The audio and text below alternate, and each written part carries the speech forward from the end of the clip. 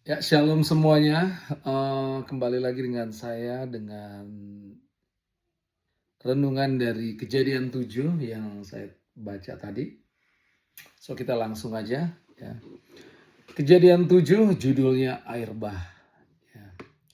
Ayat 1, lalu berfirmanlah Tuhan kepada Nuh, masuklah ke dalam bahtera itu, engkau dan seisi rumahmu, sebab engkaulah yang kulihat benar ya di hadapanku di antara orang zaman ini. Wow. Jadi Tuhan Tuhan itu ngelihat Nuh itu orang yang benar. Ya. Eh, saya percaya di sini benar bukan berarti sinless, tidak berdosa, tidak cacat ya sama sekali. Eh, tapi di sini kita bisa lihat bahwa ini Tuhan sendiri yang melihat. Ya. Kita yang sudah lahir baru ada di dalam Kristus ya. Begitu kita terima Tuhan Yesus bukan berarti kita jadi sinless ya. Tapi kita jadi sinless and less and less. Kita bukan berarti nggak ada dosa lagi, tapi kita eh, dosa kita nggak seperti dulu. Kita senang dosa ya, tapi kali ini kita begitu kita berbuat dosa, kita Roh Kudus itu langsung ingetin kita dan kita langsung sensitif, roh kita sensitif sehingga kita bertobat, sehingga kita waktu dengar suara Roh Kudus ya, yang lembut itu kita bisa dengar, kita sensitif, kita tidak melakukan sesuatu yang melukai hati Tuhan ya. Sini Nuh, Tuhan melihat Nuh itu sebagai orang benar ya, orang setia ya. Dan ini kita lihat dikontraskan dengan dibilang katanya di antara orang zaman ini ya. Kita tahu zaman itu orang semakin bejat di hadapan Tuhan, tidak ada takut lagi sama Tuhan ya. Bahkan sekalipun Tuhan udah mau mengirimkan penghakiman ya, dia kasih waktu ya untuk orang-orang bertobat. Tapi kita lihat nanti ya. Ya jadi Tuhan Yesus sendiri, Tuhan sendiri, Allah sendiri yang melihat benar ya. 2 Korintus 5 ayat 21 bilang dia yang tidak mengenal dosa telah dibuatnya menjadi dosa karena kita, supaya di dalam Yesus kita dibenarkan oleh Allah. Kita itu dibenarkan, kita tidak mengerjakan sesuatu untuk memperoleh keselamatan, karena keselamatan itu cuma-cuma. Saat kita berbuat baik, kita nggak berbuat baik untuk diselamatkan, tapi kita berbuat baik sebagai buah ya, karena kita udah diselamatkan. Ayat 2, dari segala binatang yang tidak haram ya, ini udah ada istilah tidak haram ya, clean or unclean ya. Sebelum ini ada bangsa Israel, kita lihat nanti di Imamat ya, banyak larangan binatang yang haram yang nggak boleh dimakan nantinya ya.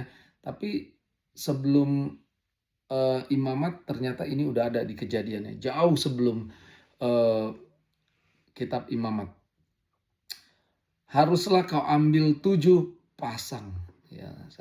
Mungkin kita tanya kenapa sih 7 ya, penciptaan 7, hari ke-7 komplit sempurna. Tuhan beristirahat, Tuhan memberkati dan menguduskannya ya. Kita lihat lagi kenapa 7 yang diambil ya, 7 pasang ya. Karena kita nanti akan lihat di pasal-pasal berikutnya bagaimana penyembahan dengan mengorbankan sesuatu ya. Kita akan lihat juga bagaimana diet manusia berubah, yang tadinya makan tumbuh-tumbuhan, biji-bijian, akhirnya diperbolehkan makan daging. Ini bukan manusia yang mau daging, Tuhan mengizinkan, bukan manusia memberontak. Wah Tuhan, saya nggak mau jadi vegetarian, saya maunya daging karena enak. Enggak, tapi karena Tuhan sendiri yang udah mengupgrade dietnya ya. Lalu dibilang apa? Jantan dan betinanya, tetapi dari binatang yang haram 1 pasang, jantan dan betinanya.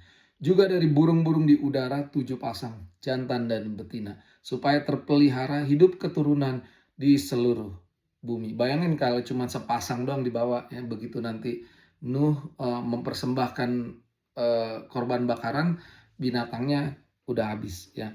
Ayat 4, sebab 7 hari lagi aku akan menurunkan hujan ke atas bumi 40 hari 40 malam lamanya. Wow, luar biasa ya. Jadi bentar lagi Tuhan akan mengirimkan penghakiman ya.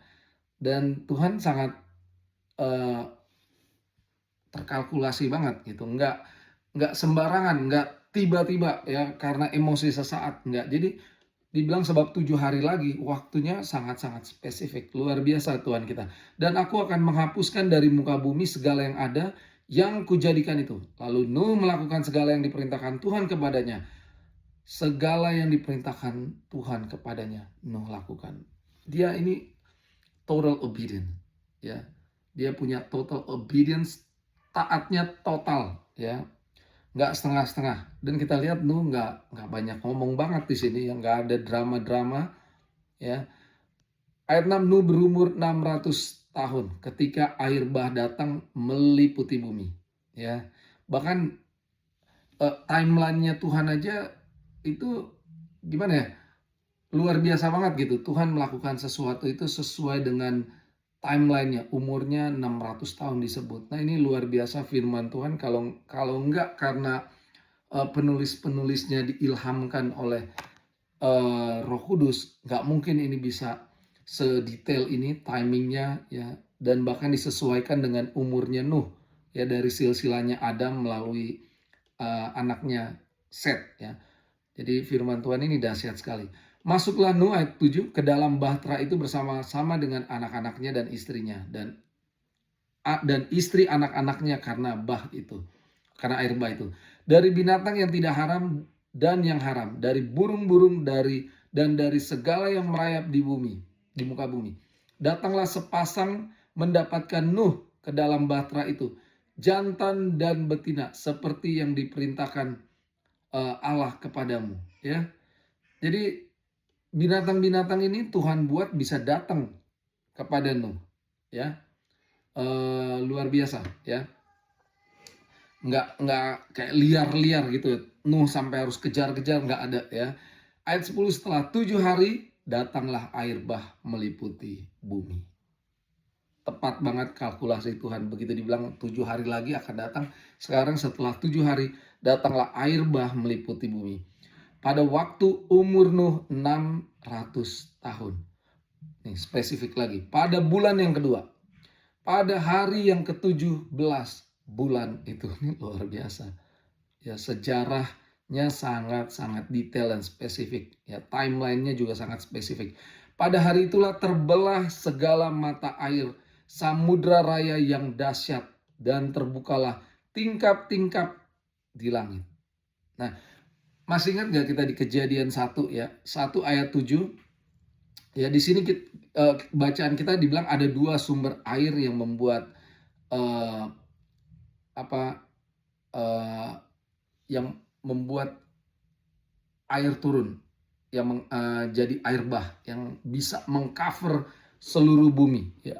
Kejadian 1 ayat 7 bilang gini, maka Allah menjadikan cakrawala ya langit, dan ia memisahkan air yang ada di bawah cakrawala itu ya. Normal ya, di bawah langit ada air lautan, tapi yang ini yang lucunya ini nih.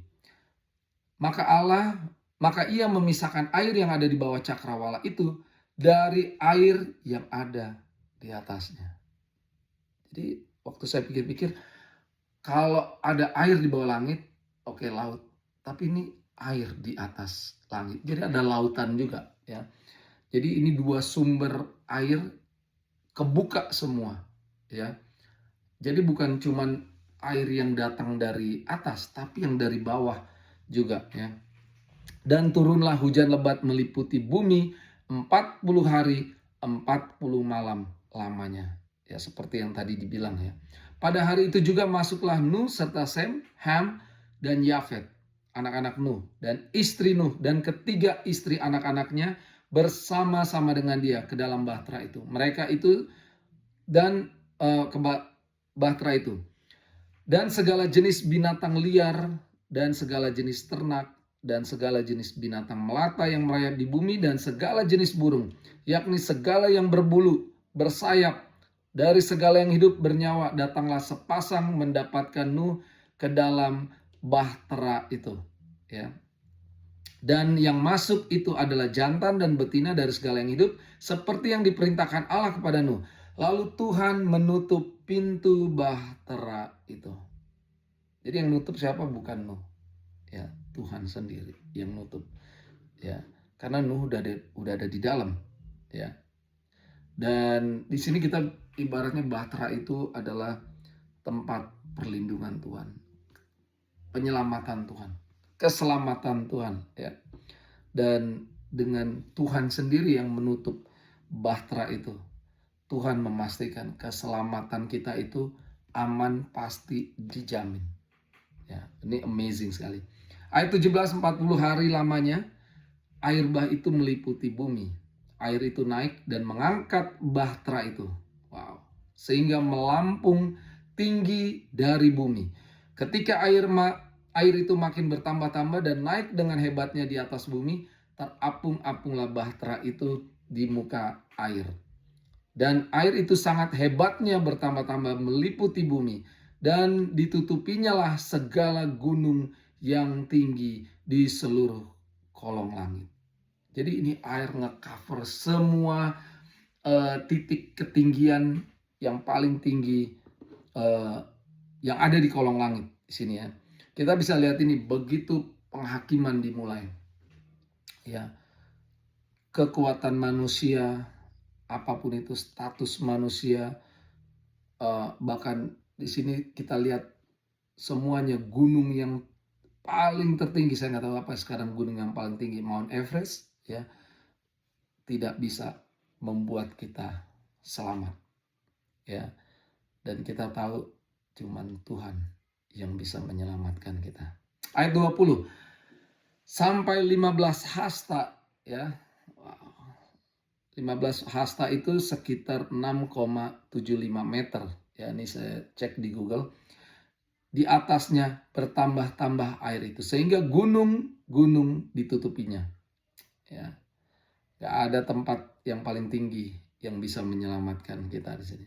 Lalu mati binasalah segala yang hidup, yang bergerak di bumi, burung-burung, ternak dan binatang liar dan segala binatang merayap yang berkeriapan di bumi, serta semua manusia. Matilah segala yang ada nafas hidup dalam hidungnya, segala yang ada di darat. Kita lihat ini luar biasa ya, bagaimana dosa itu membunuh kehidupan. Ya, kasihan binatang. Saya sebagai pencinta binatang, ya saya punya 4 anjing. Saya yakin anjing juga ada di sini. Kasihan ya, nggak kebayang ngelihat binatang-binatang ini mati tenggelam. Ya. Ayat 23, demikianlah dihapuskan Allah segala yang ada, segala yang di muka bumi, baik manusia maupun hewan dan binatang melata dan burung-burung di udara. Burung aja yang bisa terbang mungkin mau coba lari dengan ketinggian ya, tapi dengan dalam ketinggian tertentu dia capek juga ya, akhirnya mati juga, hanyut ya di dalam air bah. Sehingga semuanya itu dihapuskan dari atas bumi. Hanya Nuh yang tinggal hidup dan semua yang bersama-sama dengan dia di dalam bahtera itu. Ayat 24 ya, terakhir. Berkuasalah air itu di atas bumi 150 hari lamanya. Mungkin ada yang tanya, loh bukannya 40 hari 40 malam. Ya, itu hujan. Air turun dari atas, dari cakrawala. Ya, ada laut di atas cakrawala, pecah, dan juga sumber mata air yang ada di samudra raya yang dahsyat. Dan air itu atau banjir itu ada selama 150 tahun, 150 hari baru akhirnya surut. Ya, menarik banget ini kejadian 7 ini ya, kita bisa lihat bagaimana keselamatan itu memang inisiatifnya Tuhan ya, bukan kuat dan gagahnya kita sebagai manusia ya. Kita bisa lihat memang Nuh orang benar, dia taat, dia membangun bahtera ya, seperti yang firman Tuhan bilang, seperti yang Tuhan perintahkan. tapi yang menutup pintu bahtera itu adalah Tuhan, ya. Dan kita bisa lihat memang kelihatannya kok tragis, ya, ada penghakiman, judgment. Tapi kita di sini juga bisa lihat bagaimana ada grace, kasih karunia, kemurahan Tuhan bersamaan, ya. Kita bisa lihat bagi dunia mengalami penghakiman, ya. Uh, tapi bagi anak-anak Tuhan mengalami deliverance, ya, mengalami keselamatan, ya, bagi yang taat seperti Nuh. Saya percaya sebentar lagi dunia akan mengalami penghakiman Tuhan yang dahsyat, ya. Tapi Tuhan itu nggak pernah menghukum umatnya sama-sama dengan orang-orang yang berdosa di hadapan Tuhan. 1 Tesalonika 5 ayat 9 bilang gini, katanya, karena Allah tidak menetapkan kita untuk ditimpa murka Allah, tetapi untuk beroleh keselamatan oleh Yesus Kristus Tuhan kita. Ya, kita lihat saat dunia dihukum Tuhan, orang-orang taat yang dibenarkan diangkat Tuhan. Amazing, ya. Dan kita bisa lihat di Kejadian 7 ini, ya, Tuhan menyelamatkan Nuh dan seisi rumahnya. Dan nanti kita akan lihat bagaimana Nuh akhirnya memulihkan penyembahan lagi, ya. Tuhan memulai segala sesuatu yang baru dari Nuh dan anak-anaknya. So, semoga dengan sharingan saya ini teman-teman yang nonton diberkati dan jadi berkat juga untuk orang lain. Ya, kita bisa sama-sama belajar. Tuhan tuh nggak pernah menterlantarkan kita yang setia sama Tuhan, kita yang mengasihi Tuhan, kita yang udah dibenarkan oleh darah Yesus, kita yang sudah terima Tuhan Yesus sebagai Tuhan dan Juru Selamat pribadi. Dunia boleh kacau, tapi perlindungan Tuhan sempurna, penyertaan Tuhan itu luar biasa. Dia nggak akan terlantarkan kita, Tuhan akan bersama-sama dengan kita. Kalau nanti saatnya ada penghakiman, murka Tuhan turun, Dia tidak akan membiarkan kita, anak-anaknya, mengalami murka Tuhan. Sama seperti Nuh, diangkat Tuhan. Puji Tuhan. God bless.